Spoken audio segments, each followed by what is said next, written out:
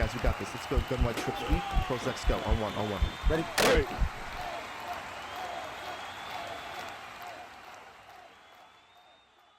What's going on, everyone? ANCAP24 here from HuddleGG. In today's video, we're going to show you how to get better blocking out of your O-line against those pesky type of formations that get the insta-sheds from the outside players and really make passing a little bit tougher as you have less time to throw the ball. Now, if this is the first time checking out our channel, please consider hitting that subscribe button. Also, hit that bell notification to make sure that you never miss any of our uploads. Now, what we're going to do here is talk about a principle where I have taught this video probably the last 2 or 3 years, but from year to year, what ends up happening is people forget about it, or they know that it's a new game, doesn't know if it works. Me personally, I've been in empty formations a good part of the year, and so I haven't really been able to use this, so I haven't given this tip earlier in the year, but it's definitely something that we can look at now and kind of help you out as players get better in MUT, or just in general if you're playing regs and you're going against one of those, tough defensive ends, how to kind of contain them better and give you a little bit more time in the pocket. So what I'm going to do to start off this video is I'm going to go to Trey Y Flex, and just going to take out Ramzak. He's one of the better right tackles in the game. I'm going to put this guy in Hurst. He's a 66 overall, just to make sure that we're not really going like best versus best. And the reason why it's working is because we got Ramzak versus Joey Bosa. I kind of want to see Joey Bosa go against somebody who's not that great, and then show you how the tip works, okay? So let's go ahead. We're going to just pick a normal play. Let's go with like something like verticals, doesn't matter.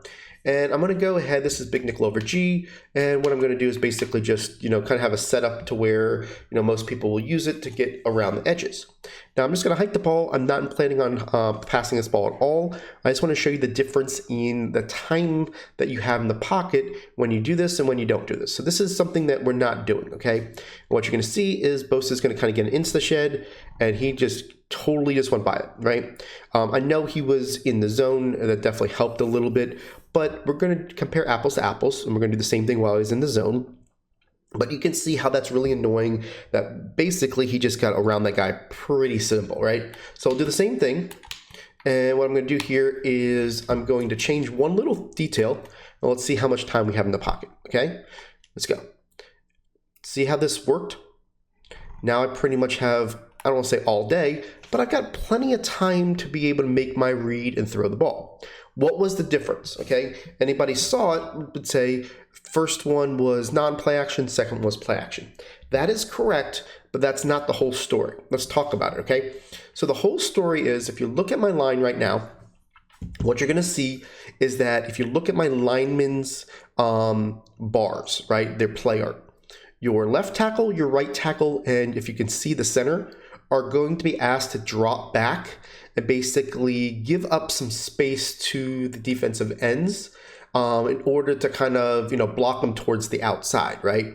They're not in attack mode. They're basically giving up, a few yards when they do that. And when that happens, what ends up happening is that these guys get their ability to get the their rush angles a lot better. So I'm just going to show it to you here out of this verticals play again. They're backing up. And you can see how this guy's going to get around the corner and really just go ahead and manhandle him. I'll show you to you on instant replay, and you can definitely see what I'm talking about when it comes to what they're asked to do per their play art. Look at the two tackles and the center. They're all going to go back. See how they go back a little bit further. And then you basically, because of that, they're giving up that room and they end up getting, sacked against the great players. Now, I'm going to change it to PA crossers, okay?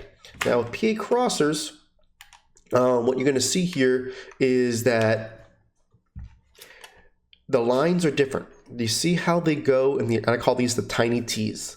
And what that does is basically it has them in a run assignment blocking where they attack the player before they can get into their animation, right? So that's how you're able to stonewall them with somebody as simple as number 74 here, Hurst. Now, I'm not going to sit here and tell you that it's going to work every single time, but it does give you that ability to really help out. Now, if you know you have somebody over there, you can change it to where it's not play action. You don't have to have play action on. I can block this guy over here. But this gives you the ability to really have this trick give you more time in the pocket more often. Now that if you're in MUT, you're gonna have a lot more opportunities to use Hot Route Master. what you really want to do is build your offense off of play action plays when you're going against this type of defense, that you can basically, choose a play action play over that. Now all play action players are like this, and I'll show that in a second. But let me just hike the ball, and you can see here that even though we're able to, this time we used that extra blocker, but you can see that that player is going to get a lot better opportunity to stop him. If you have more like on like, it's going to work. Now, let me go to other play action plays, and let's just talk about them and say which ones work, which ones don't, right? So I haven't really looked at this. I'm just going to pick some play action plays just right off the bat and see if I can find one that's not good. All right, so let's go ahead and pick, let's see if I can find one that I know of that isn't going to work. Okay, it doesn't matter. Let's go ahead and just pick the first one I say, PA comeback scene. Let's see if that works. All right, let's see. Okay, see how it has the tiny T's? That's going to work. Let's go to another formation, PA slide. That does not have the tiny T's, okay? See how there's a difference here? I'm going to move this guy out of the way just so we can kind of show you that it's one-on-one over there, right? So let's go ahead and do the same thing.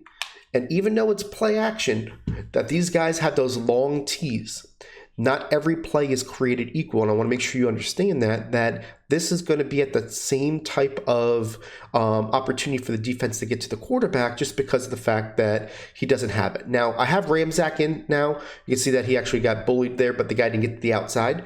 But I do want to make sure that you see that it's not going to get that same attack mode that the other plays would get. So let's go to like PA curls. This one's going to work much better because of the way that it's got those tiny T's. Let me just move this guy out of the way. I'm just doing this so that you can see, one-on-one, so that guy's not a part of it. But with this tiny T's, you're going to see that it's going to be a lot better. He gets him stonewalled at the start of it, and now you basically have the time to do it, right? Now, I want to make sure that I get the purpose of this video down. It's not going to stop every blitz. It's not going to stop every single time that somebody's doing this type of defense, but it really is going to give you the opportunity to gain more time in the pocket, so much more so than you would if you didn't have it, right? Like I said, sometimes you're going to have all day. Sometimes the guy's still going to get a win, but he's going to get a win 2 yards, further in the line of scrimmage rather than 2 yards into your quarterback's drop back, right? So just by attacking the player and getting the win, in front of the line of scrimmage, it's going to give you more time than if it did it behind the line of scrimmage. Another key to this is, something where drop backs. I don't know if you know this, but like double slants, you see how the difference on those T's are? This is supposed to have a short drop back, so you're going to have a lot better opportunity with your players to get to that player in that regard as well, right? So just knowing what you're doing when it comes to the protection, you're going to have a lot better opportunity. See this here, see how we got to him a little bit quicker, and now you've got the ability. And even though it's supposed to be a quick passing play, we're attacking the player, making sure that he doesn't get that initial animation on you, those long T's. So hopefully this was something that was helpful for you, that you can kind of incorporate. Just kind of look at your offensive lineman's play art. That'll give you a good indication of whether or not they're going to attack their player from a run play action type way or a 3-step drop. Any of those are 5-7 step drops that they have those long T's. That's where you're going to get yourself in trouble against these insta-shed defenses, and you want to make sure that you avoid that. Appreciate you guys, and we'll catch you on the next video.